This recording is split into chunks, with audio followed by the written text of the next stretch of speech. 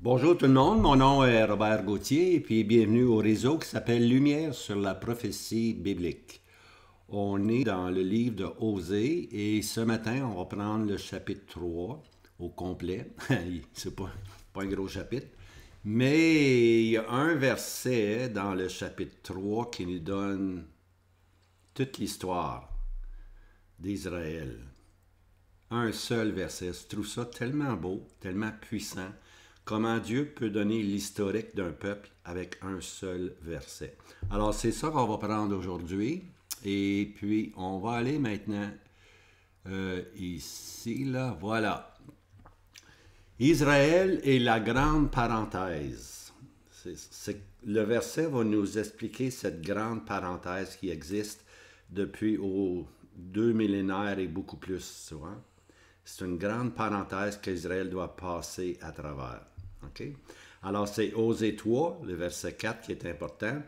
Beaucoup de jours. Hein? Ça, c'est le commencement du verset. Beaucoup de jours, et puis là, il y a une suite. On va prendre la suite. C'est le vidéo numéro 11. Et puis maintenant, on va commencer tout doucement ici. Il faut que je ramène. Et voilà. Ce chapitre 3 nous ouvre les yeux sur le passé, le présent et le futur de la nation d'Israël. Hein? C'est un aperçu. Hein? Un verset, un aperçu complet. Passé, présent et futur. Quel aveuglement d'un peuple qui a la prétention de servir et honorer Dieu. Hein?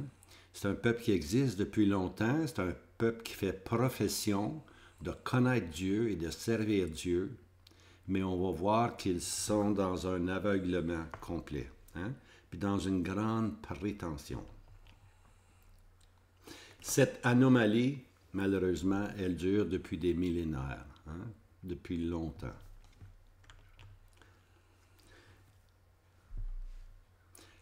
Israël recherche la vraie promesse.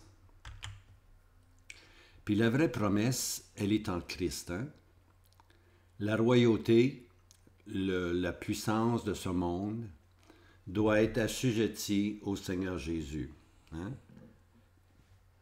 Et puis je sais qu'il regardait vers la royauté, vers David, mais ici on parle du fils de David, pour ainsi dire, qui est Christ, l'accomplissement de la promesse. Alors eux sont encore à la recherche de cette promesse, tandis que nous, comme chrétiens, nous avons reconnu le Seigneur Jésus comme étant le Sauveur du monde, le Fils éternel du Père.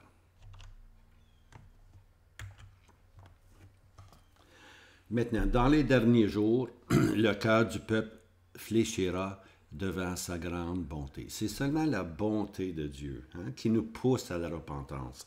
Alors cette même bonté-là va intervenir en faveur du peuple terrestre. Présentement, cette grande bonté, elle est pour quiconque croit au Seigneur Jésus. Hein?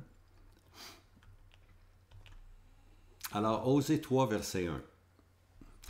C'est l'Éternel qui parle à son prophète, Osée. Et l'Éternel me dit, va encore, aime une femme aimée d'un ami et adultère. Une femme aimée d'un ami et adultère. Alors c'est Gomère, la femme en question, c'est la femme du prophète. Tout comme Israël est devenu infidèle, Gomère aussi est devenu infidèle. Hein? Dès le commencement, on le savait que ces choses-là arriveraient. Dieu l'avait dit, hein? Prends-toi une femme adultère. Et puis ici, on voit que Gomère est devenue adultère, pour ainsi dire. Elle est devenue infidèle. Elle n'a pas plus le nom de épouse, mais elle est caractérisée comme une femme aimée. Okay? La relation époux-mari, épouse et mari n'existe plus.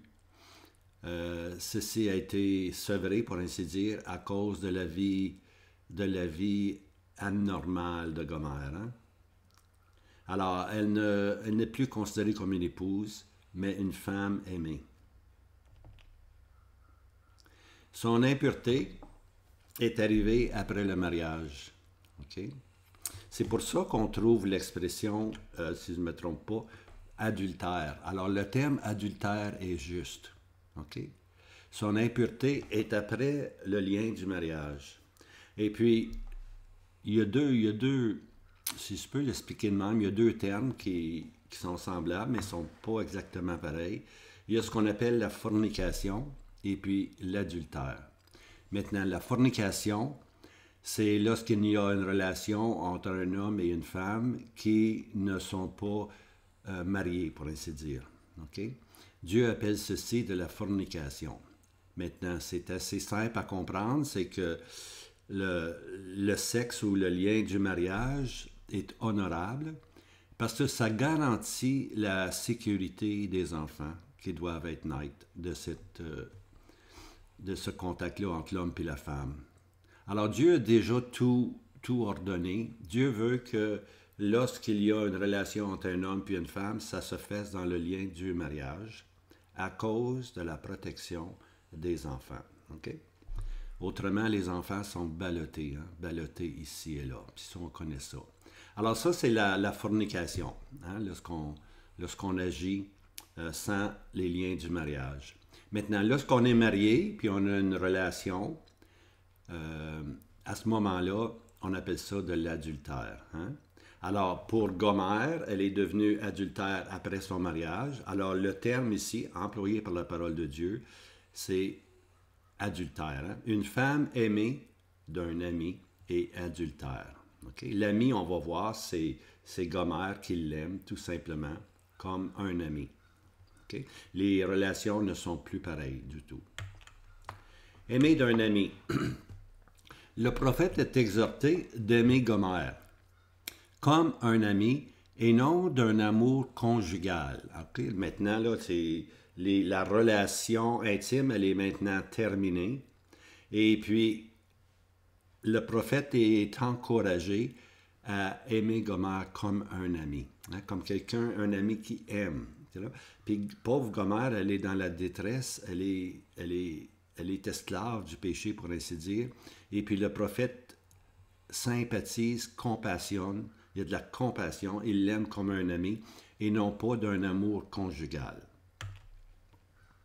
Cette relation-là est mise de côté pour un long moment. OK? Jusqu'à temps que Gomère, il y ait une vraie restauration. Osée 3.1. Selon l'amour de l'Éternel pour les fils d'Israël, OK? Aime-la selon l'amour de l'Éternel pour les fils d'Israël. On voit la relation maintenant, hein, entre Gomère, entre le prophète puis Gomère, la femme adultère, selon l'amour de l'Éternel pour les fils d'Israël. On fait un contraste ici. Okay? Tandis qu'eux se tournent vers d'autres dieux et aiment les gâteaux de raisin. On va voir ça. Alors, le prophète ici, Osée, reflète bien la position selon l'amour de l'Éternel pour les fils d'Israël. L'Éternel aime toujours Israël, aime toujours les fils d'Israël. Hein? Selon l'amour de l'Éternel pour les fils d'Israël. Il n'y avait eu aucune défaillance dans l'amour du prophète. Osée avait été un mari sans doute exemplaire, patient. Alors, il n'y avait aucune défaillance dans le prophète, comme il n'y avait aucune défaillance de la part de l'Éternel envers Israël. Okay? La défaillance n'était pas du mari, mais la défaillance était de l'épouse. Hein? Alors, des gâteaux de raisin, c'est quoi ça? Alors, tout comme Israël, Gomère est devenue comme prédit adultère. C'est ça que Gomère est arrivée. Elle est devenue une femme adultère. Alors, Israël est devenu spirituellement adultère. Il aime d'autres dieux et offre des gâteaux de raisin à la reine des cieux. Hein? Alors, des gâteaux de raisin à la reine des cieux. C'est un verset dans Jérémie 10, chapitre 7, verset 18. Les fils ramassent le bois Et les pères allument le feu, et les femmes pétrissent la pâte pour faire des gâteaux à la reine des cieux. Voyez-vous là, les fils ramassent le bois, les pères allument le feu, puis les femmes font pétrir la pâte. Alors c'est une affaire de famille ici, là, hein, pour offrir des gâteaux à la reine des cieux, pour répandre des libations à d'autres dieux, afin de me provoquer à la colère. Hein? Alors on voit ici, c'est de l'idolâtrie. C'est ce qu'on appelle l'idolâtrie, c'est de commettre l'adultère, c'est aimer des faux dieux. Hein? Cette relation-là, cette relation d'aimer des faux dieux, on appelle ça de l'adultère. Okay? Alors ici, on voit que les gâteaux de raisin les gâteaux de raisin, ça semble être un délice, mais c'est pas un délice qui est utilisé pour Dieu. On l'utilise pour d'autres faux dieux, pour des idoles, tout simplement. Jérémie couvre la période de l'invasion de Babylone, deuxième ennemi de la nation. Alors, la raison pourquoi j'ai mis cette chose-là, c'est que dans l'histoire du peuple d'Israël, il y a deux ennemis. Il y a l'Assyrien, qui va arriver au jour de Osée, puis au jour de Jérémie, il va y avoir un autre ennemi contre Israël qu'on appelle Babylone. Ce sont les deux grands ennemis historiques. Hein? L'Assyrien qui va emmener les distribuer en captivité dans le nord. Il va être dispersé dans le nord jusqu'à ce jour. Et puis Babylone qui va venir, qui va prendre le temple, et puis qui va emmener Juda puis Benjamin en captivité pendant 70 ans. Okay? Alors la raison pourquoi je mentionne ça, c'est que l'OAMI ici est applicable à Israël, les distribue, ou à Éphraïm, mais plus tard, on va lire, quand on va lire dans Osée, on va lire que Juda, pour un temps, suivait Dieu, peut-être 100, 150 ans, mais après ça, Juda est devenu pire. Hein? Pire qu'Israël qui les distribue. Alors, Jérémie, lui, son contexte, c'est davantage Babylone. Tandis que Osée, son contexte, c'est davantage l'Assyrien. Okay? Juste pour vous situer un petit peu. Donc, avec le temps, Juda sera plus coupable qu'Éphraïm. Je me l'achetais. Hein? Maintenant, la prostitution de Gomer est la cause de sa dégradation et de son esclavage. Et puis, il y a un prix de rachat. Hein? Le prophète est exhorté à aller racheter son épouse qui est devenue adultère et esclave. Okay? Alors, il y a un prix de rachat, puis vous allez voir que le prix de rachat, il est assez bas. Il est lamentable. Hein? Ça démontre, vous allez voir, vous allez comprendre. Maintenant, le prix de rachat, c'est le prix d'une femme esclave. Okay? Alors, Gomer doit offrir de l'argent, la moitié en argent, le prix d'une femme esclave, puis l'autre moitié en mesure d'orge. Puis l'orge, naturellement, c'est de la nourriture de faible teneur. C'est donné aux chevaux. C'est pas du blé ici, c'est de l'orge. C'est beaucoup inférieur. Alors, on voit ici que Gomer valait peu. Tu vois, elle valait peu aux yeux des hommes. Maintenant, si on lit Exode 21, 32, c'est le prix en argent, c'est le prix de la valeur d'une esclave tuée par un bœuf. En autre mot, une servante morte. Un esclave mort. OK? Alors, c'est ça le prix qu'il va donner. Il va donner le prix de quelqu'un qui n'a aucune valeur, qui est mort. Un esclave qui est vivant va faire de l'ouvrage pour toi, mais un esclave qui est mort, ça te donne absolument, absolument rien. Ça n'a pas de valeur. Alors, c'est ça que je disais ici, un esclave ou une servante morte n'a aucune valeur pour le maître. Maintenant, ce qui est intéressant, c'est cette information du calcul combien valait Gomer qui était maintenant adultère et esclave. Mais en même temps, ça nous donne une prophétie. Ça nous donne une prophétie. Et voici les deux versets. Zacharie 11, verset 13. Et l'Éternel me dit, jette-le au potier, ce prix magnifique auquel j'ai été estimé par eux. Et je pris les 30 pièces d'argent et je les jetai au potier dans la maison de l'Éternel.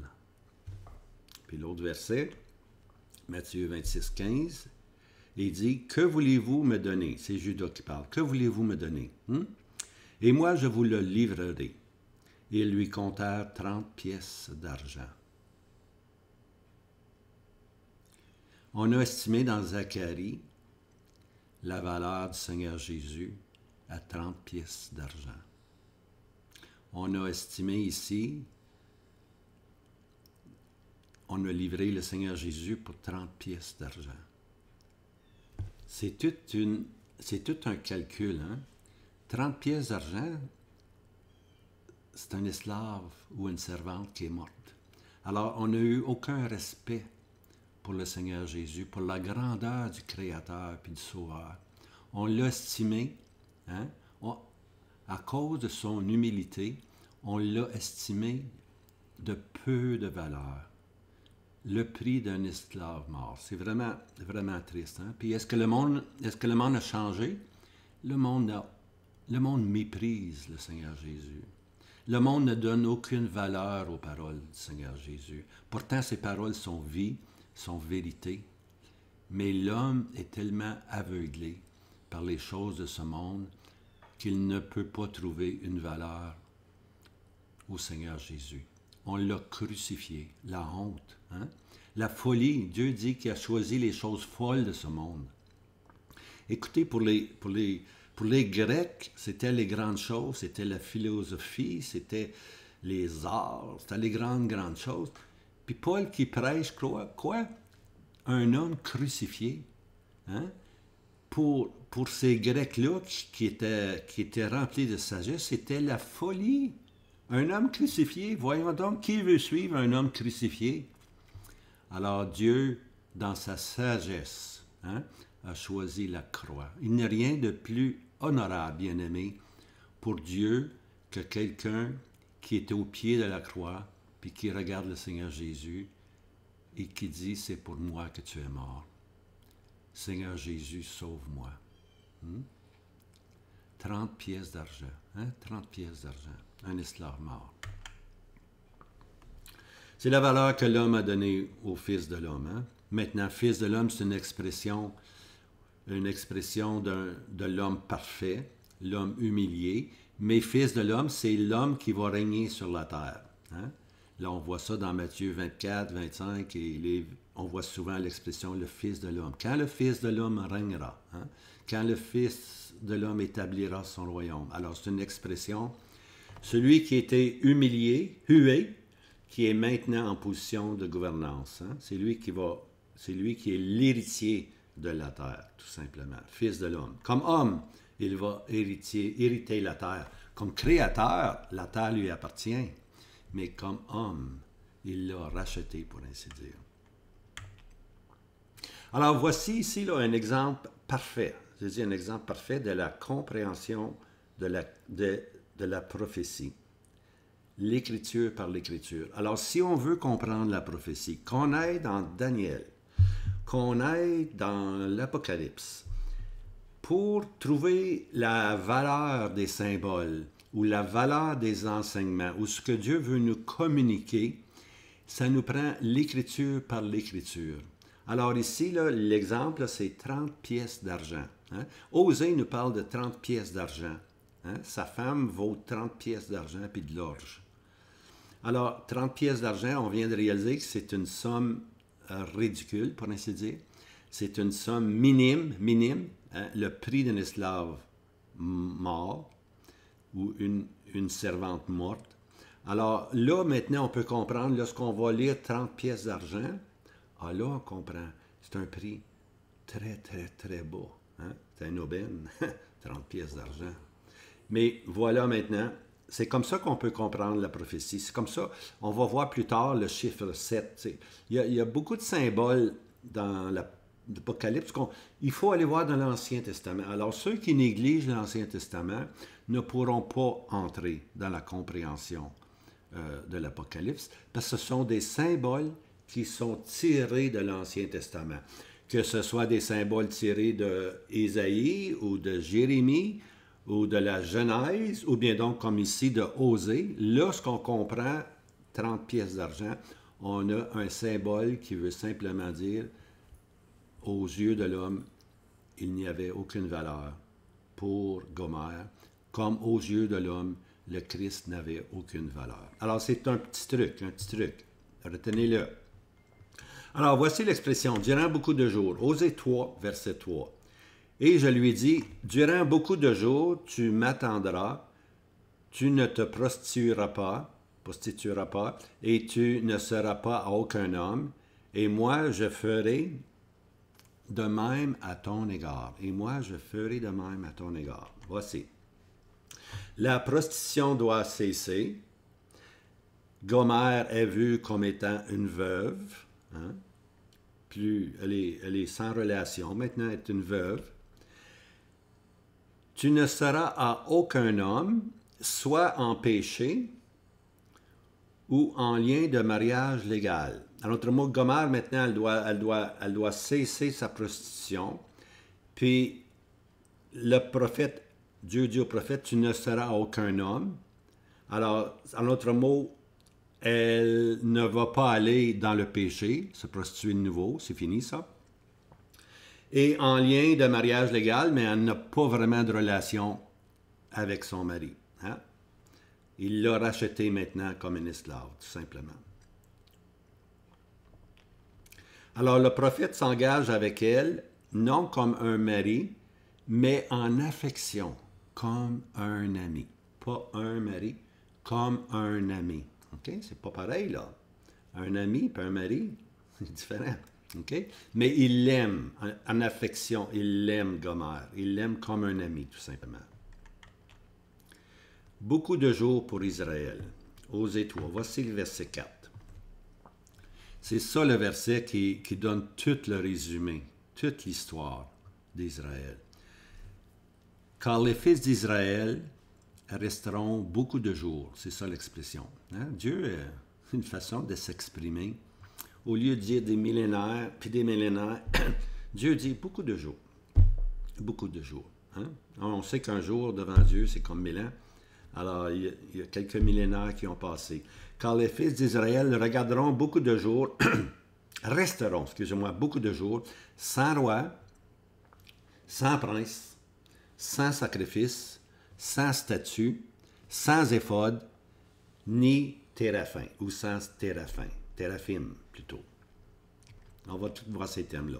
Sans roi, ça veut simplement dire sans royauté en Israël, sans entité civile et politique. En d'autres mots, Israël, les 10 tribus ont été emmenées. Plus tard, Juda, Benjamin ont été emmenés. Jérusalem, le temple a été détruit. Les Romains ont détruit Jérusalem.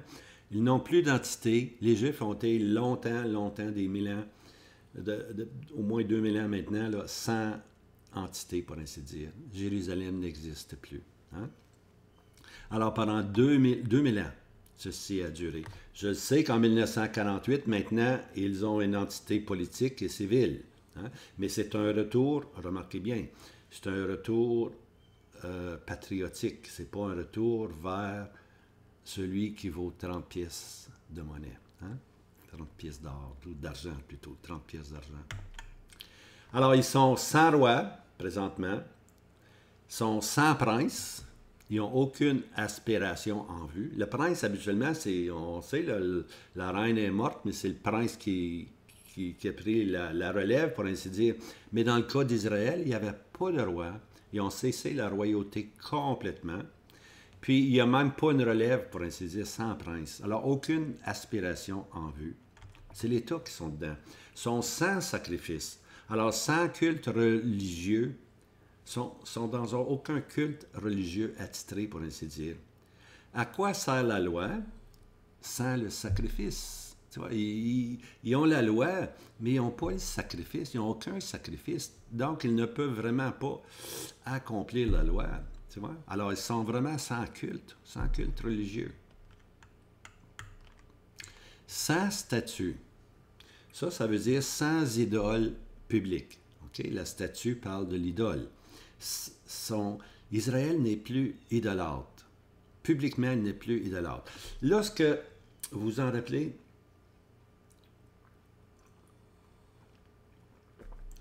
lorsque Benjamin puis Judas ont rejeté le Seigneur Jésus, ils ont rejeté le Seigneur Jésus, mais ce que je veux dire, c'est que lorsque Babylone est arrivée, puis Babylone a saisi Jérusalem, le peuple était idolâtre. Alors, c'est comme si Dieu disait, vous voulez être idolâtre? Vous allez en manger de l'idolâtrie. L'idolâtrie va vous sortir par la bouche. Hein? Alors, qu'est-ce que Dieu fait? Dans sa connaissance, dans sa sagesse, Dieu prend Babylone, qui est l'endroit le plus idolâtre au monde, puis Dieu envoie pendant 70 ans les deux tribus en captivité à Babylone. Ils en ont vu de toutes les couleurs, hein? Toutes les couleurs, ils en ont vu. Et puis, lorsqu'après 70 ans, la permission sous Esdras et Néhémie, on donne la permission aux Juifs de retourner vers Israël, bâtir le temple, pour ainsi dire, la maison. À ce moment-là, le peuple revient, mais il n'est pas idolâtre. C'est fini avec l'idolâtrie. Ils en ont eu une indigestion idolâtre. Hein? Et puis, lorsque le Seigneur Jésus apparaît, plusieurs centaines d'années après, lorsque le Seigneur Jésus apparaît au résidu qui est de nouveau à Jérusalem, ils ne sont pas idolâtres. C'est un peuple religieux, les publicains, les pharisiens, mais on suit des ordonnances d'hommes, des enseignements d'hommes. Puis ça, c'est le grand danger de la religion, c'est qu'on suit des enseignements d'hommes. On ne suit plus, on n'a pas la vérité qui est la parole de Dieu. Alors lorsqu'on commence à lire la parole de Dieu, on commence à voir c'est quoi des enseignements d'hommes. Hein? C'est quoi des enseignements d'hommes? On lit l'enseignement d'hommes, et puis on lit ce que Dieu enseigne. Les enseignements d'hommes peuvent dire qu'on peut avoir, on peut offrir des indulgences, si tu veux, mais la parole de Dieu nous dit que c'est gratuit. Voyez-vous, lorsqu'on contraste la vérité avec les enseignements d'hommes, à un moment donné, on prend position pour la vérité. Du moins, s'il y a un vrai travail de l'Esprit de Dieu dans ma vie, je prends position pour la vérité. Hein? J'atteste que Dieu est vrai. Alors, Israël, présentement, est sans idolâtrie. Okay? À ce jour, ils ne sont pas encore idolâtres. Ils sont peut-être religieux, fanatiques, mais ils ne sont pas idolâtres. Mais, il va y avoir un jour où ils vont retourner à l'idolâtrie. C'est à venir, hein? Sans éphod. L'éphod, c'est le vêtement, c'est là le vêtement du grand prêtre. Hein? C'est lui qui officiait les cérémonies, le grand prêtre. Alors, l'éphod, c'était le symbole de la communication avec Dieu, puis l'engagement avec Dieu. Hein? Il avait maintenant perdu une entité, pour ainsi dire, une entité religieuse, sans éphod. Sans téraphim, ça, c'est des idoles domestiques, hein? Des petites idoles domestiques. Dans l'Ancien Testament, il y a une femme qui avait caché, sous elle, justement, un téraphim. Puis son père cherchait, heureusement, il ne l'a pas trouvé. Mais on voit que l'enracinage était là, de garder des idoles domestiques. Hein? Zacharie 10, verset 2, on lit ceci. « Car les téraphim ont dit des paroles de vanité, et les devins ont vu un mensonge, et ils ont prononcé des songes trompeurs. Ils consolent en vain. » Alors voici, ici, c'est des paroles de vanité, c'est des devinations, c'est un mensonge. Ce sont des idoles domestiques. Alors Israël, non seulement publiquement, ils n'ont plus d'idolâtrie, sans statut, mais sans téraphim, ils n'ont plus d'idoles domestiques dans la maison. Puis ils ne consultent plus avec les devins. Maintenant, le chiffre 7. On a lu tantôt 30 pièces d'argent. Maintenant, on va prendre un autre symbole 7. Okay? Le symbole 7, c'est le symbole ou un aperçu spirituel complet de la perfection. Fait que le chiffre 7, c'est quelque chose de complet. Okay? 7, là, c'est complet. OK? Maintenant, ça peut être complet en bien ou être complet en mal. Okay? C'est les deux. Alors, 7, rappelez-vous du chiffre 7, c'est quelque chose de complet. Exemple, là, je vais vous en donner une. Les 7 fêtes de l'Éternel, Lévitique 23. 7. C'est un aperçu complet de l'histoire d'Israël du commencement à la fin. Okay? C'est complet. Lorsqu'on arrive dans l'Apocalypse, on va voir les 7 églises. 7, c'est encore complet. C'est l'histoire complète maintenant, non plus d'Israël, mais l'histoire complète du témoignage de l'Église sur la terre. Okay? Après ça, on peut aller dans l'Apocalypse, les 7 cornes. 7 cornes, c'est des puissances, c'est une puissance, tu vois. Les 7 têtes, encore là, c'est complet en mâle. Hein?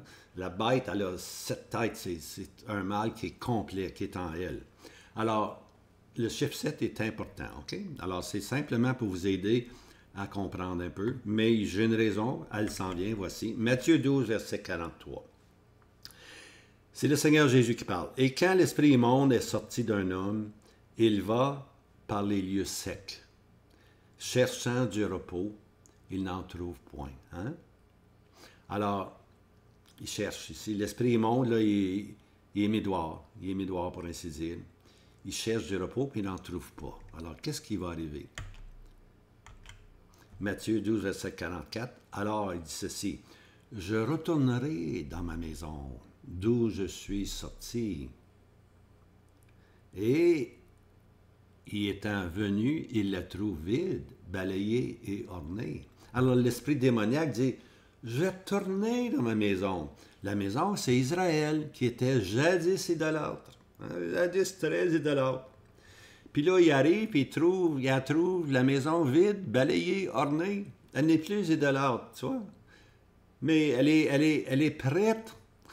Elle est vide, balayée, ornée. Elle est prête à recevoir l'esprit immonde. Hein? L'esprit immonde est malin. Alors, il va.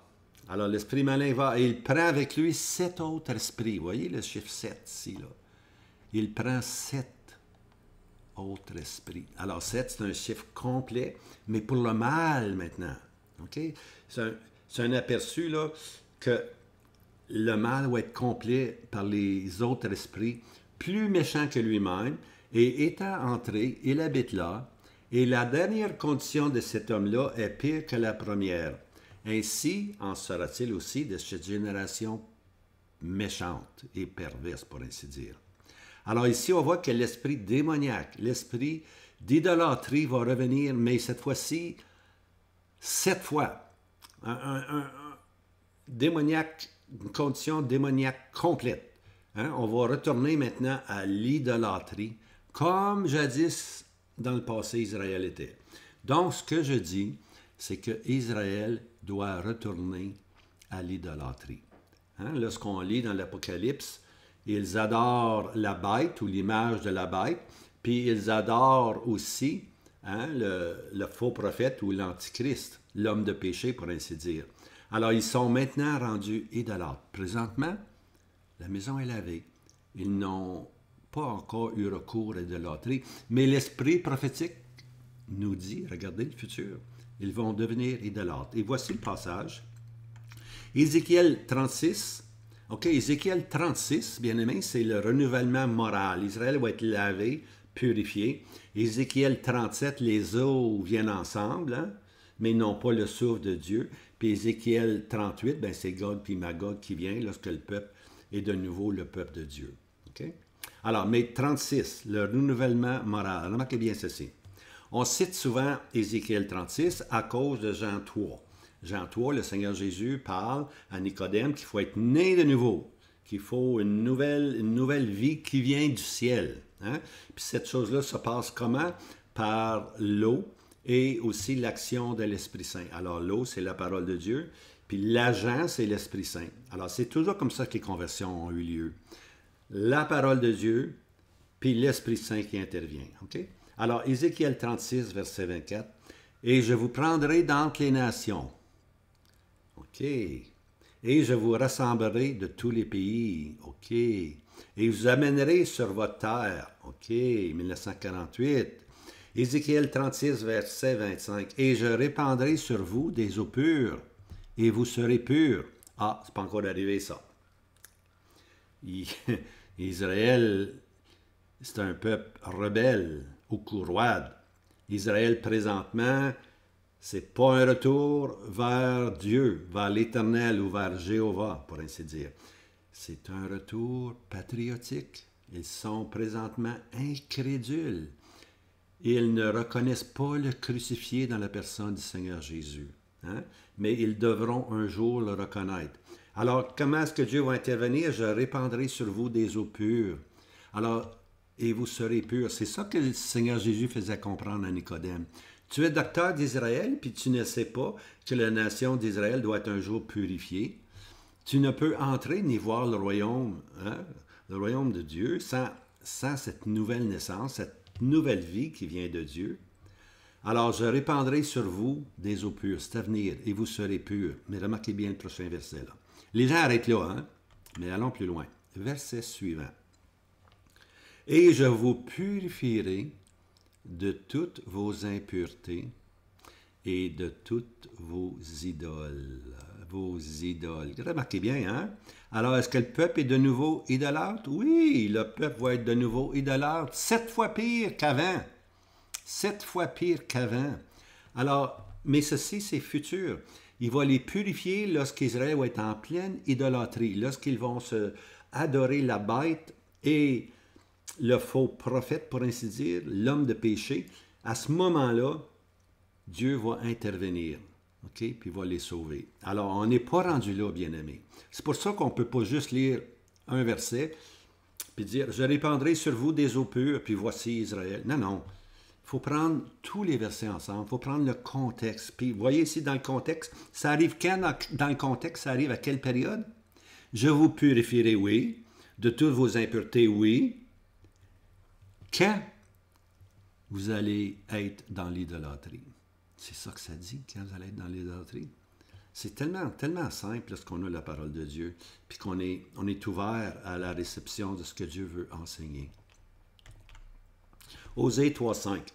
Voici. Ensuite, les fils d'Israël retourneront et rechercheront l'Éternel leur Dieu et David leur roi. Et ils se tourneront avec crainte vers l'Éternel, vers sa bonté, à la fin des jours. Hein? Ensuite, on voit qu'Israël va retourner puis va rechercher l'Éternel. Est-ce qu'on recherche l'Éternel présentement? Non. C'est un faux départ. Hein? 1948, c'est un départ, mais c'est un faux départ. C'est pas la conversion du peuple d'Israël. C'est pas un retour vers le Seigneur Jésus. Et ils se retourneront avec crainte vers l'Éternel et vers sa bonté, hein, la bonté de Dieu. À quand ça va arriver? À la fin des jours. Hein? À la fin. On n'est pas rendu là, on n'est pas rendu à la fin des jours. OK? Mais c'est là, ici, c'est la bonté de Dieu hein, qui va intervenir. Hein? Quand? À la fin des jours. Comme Aaron, vous connaissez Aaron, une fois l'an, là, le grand sacrificateur, soit Aaron ou un autre grand sacrificateur qui existait, là, une fois l'an, il fallait qu'il offre du sang dans le lieu très saint. Hein? Il rentrait dans le lieu saint, il enlevait le voile, pour ainsi dire, puis là, il entrait dans le lieu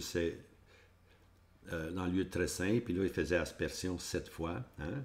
Aspersion complète, 7 fois encore là, sur le propitiatoire. Et puis, qu'est-ce qui arrivait? C'est que le peuple, lui, était impatient, pour ainsi dire. Le peuple attendait. Est-ce qu'il va sortir? D'un coup, il meurt là. C'est une question, hein? J'ai déjà lu qu'on mettait un petit câble au pied du grand sacrificateur en cas des fois qu'il meurt. Non, je ne sais pas si c'est vrai ou quoi, là, mais c'est logique. Et même toi, si le grand sacrificateur ne sort pas, bien, c'est exactement ça qui est arrivé avec le Seigneur Jésus. Le Seigneur Jésus est entré dans la gloire. Il attend, mais il ne sort pas tout de suite pour Israël. Hein? Alors, c'est seulement quand le souverain serviteur sortait que le peuple disait « Ah, enfin, pour un an, nos péchés sont pardonnés. Hein? » Puis là, on mettait les mains sur un animal qui allait une chèvre qui allait dans le désert, qui allait se perdre dans le désert, pour ainsi dire. C'était, pour ainsi dire, que Dieu faisait ainsi de leurs péchés, il pardonnait leurs péchés. Mais c'était un sacrifice, c'était toujours une journée annuelle. Tous les ans, il fallait faire ci. Hein? Mais maintenant, le Nouveau Testament nous dit que le voile est déchiré. Hein? On a maintenant la pleine bénédiction. On a accès maintenant au Seigneur Jésus. Hein? Puis il est dans le lieu saint, dans l'autre mot, il est dans la présence du Seigneur Jésus. Mais pour les Juifs, c'est autre chose. Ils ne savent pas ceci. Ils sont présentement là, impatients. Hein? Ils ne savent pas si le sacrifice qu'Aaron a offert était accepté. Nous, on le sait que le sacrifice était parfait. Par une seule offrande, hein? Une seule offrande, l'offrande du corps du Seigneur Jésus, Dieu a rendu parfait, combien longtemps? À perpétuité. Perpétuité. En autre mot, une fois sauvé, toujours sauvé, si j'ose le dire ainsi. Hein? Mes brebis ne périront jamais. C'est pas moi qui parle, c'est le Seigneur Jésus. Alors, tu ne perds pas le salut si ton salut est véridique. Tu perds la joie du salut si tu ne marches pas avec le Seigneur Jésus. Hein? David pouvait dire, rends-moi, hein? Rends-moi la joie du salut. Hein? Il avait péché avec Beersheba. Il ne parle pas d'avoir perdu son salut, mais rends-moi la joie du salut. C'est ça qu'il faut. Hein? Il faut retrouver la joie du salut. Alors, je vous encourage tout simplement à vous attacher au Seigneur Jésus. Et puis, si on s'est éloigné, confessez nos péchés, pour ainsi dire, puis la joie va revenir. Hein? La joie va revenir. C'est comme un père qui marche avec son fils tous les soirs, puis ils ont des jasettes, on parle, puis on discute. Mais à un moment donné, le père a dit au fils, quand tu vas jouer dehors, là, joue loin de la maison parce que ta balle, elle peut casser la fenêtre, la vitrine. Le père arrive à la maison, puis la fenêtre, la grande fenêtre du salon est brisée. Tu sais bien qui c'est qui, hein, qui a fait ça, puis comment c'est arrivé. Alors, il va trouver son fils, puis lui dit, « Garçon, comment ça va aujourd'hui? Oui. T'es-tu au courant que la fenêtre est brisée? »« Ah, pas moi. Hein? » Le père dit, « OK. » Le soir, il prend une marche avec son fils, mais il ne lui parle pas beaucoup. Puis le fils est là qui dit, « Ça fait une semaine que je prends des marches avec mon père, puis il y a peu de communication entre nous. » Qu'est-ce qu'il va faire? Il va confesser. C'est moi, Dad, qui a fait ça. C'est moi qui n'a pas obéi. Alors, lorsqu'il confesse, c'est sûr que la relation est de nouveau rétablie. Hein? Alors, David pouvait dire, « Rends-moi la joie du salut. Rends-moi la joie du salut. Hein? » Alors, Israël, à ce jour, là, attend. Ici, c'est marqué « attend », là, et est ignorant de son sort à venir. Israël est dans l'aveuglement, pour ainsi dire. Il ne sait pas ce qui va arriver demain. Le grand prêtre n'est jamais sorti pour lui. Il n'est pas encore sorti, du moins. Il faut que le souverain grand sacrificateur sorte du lieu très saint. Hein? Comme pour nous, Christ ressuscité est sorti en vainqueur. Eux, Israël, attendent encore sa sortie. Hein? Quelle position à être, hein? Quelle position avoir, de savoir de rien savoir, de ne pas savoir que leurs péchés peuvent être pardonnés. Hein?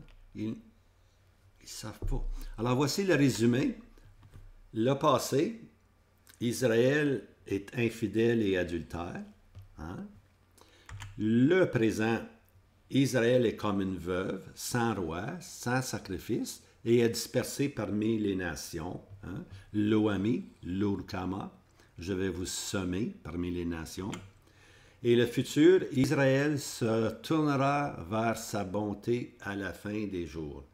Et puis Israël sera reconnu comme ami, mon peuple. Hein? Miséricorde, bonté vont lui être octroyées, pour ainsi dire. Et puis elle va rentrer avec le Messie dans le règne millénaire. Alors, un simple verset compte toute l'histoire. Hein? C'est ça. Pendant plusieurs jours. Hein? C'est comme ça que Dieu l'explique. Hein? Alors, à suivre maintenant, on s'en va au chapitre 4, Dieu voulant. Alors, je vous laisse avec ceci, et puis, écoutez. même les petits prophètes, comme Osée, nous donnent des expressions prophétiques. Hein? 30 pièces d'argent. Alors, avec ces 30 pièces d'argent-là, on peut aller plus loin dans la connaissance. Hein? Parce que c'est pas l'intellect de l'homme qui va comprendre la prophétie, c'est pas l'intellect de l'homme qui va comprendre l'Apocalypse. Parce qu'on veut probablement cet hiver aller faire un tour dans l'Apocalypse.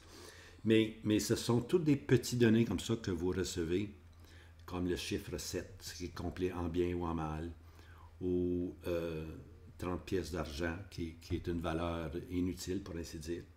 C'est comme ça qu'on peut plus tard aller dans la prophétie puis comprendre, mais ce sont les petits prophètes qui nous offrent de petits trésors. Alors, je vous laisse avec ceci. Le Seigneur Jésus revient bientôt. Hein? Nous l'attendons. Nous attendons Jésus, hein, qui nous délivre de la colère qui vient. Alors, je vous embrasse tous. Ayez bon courage. Le Seigneur Jésus vous aime. C'est la bonté de Dieu qui nous pousse à la repentance. À bientôt.